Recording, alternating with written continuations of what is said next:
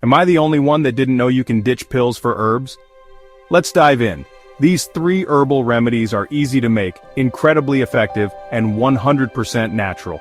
Ready to ditch the medicine cabinet? First up, a muscle salve that melts away soreness. Perfect for post-workout aches or stiff joints. You'll need ginger, turmeric, and peppermint. Infuse them in olive oil over low heat, then mix with beeswax and pour into a jar. Apply to sore areas. Anti-inflammatory plus soothing. Tension headache? Try this cooling roll-on with just 2 ingredients.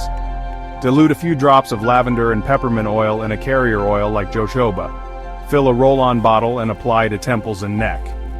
Instant relief. For bug bites, scrapes, and inflammation, this healing balm is a skin saver. Infuse calendula and plantain in oil.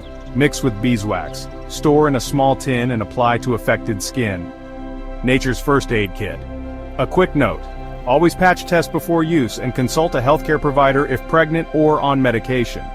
Your backyard could be your medicine cabinet. Try one of these recipes and feel the difference, naturally. Like, comment your favorite, subscribe for more wellness tips.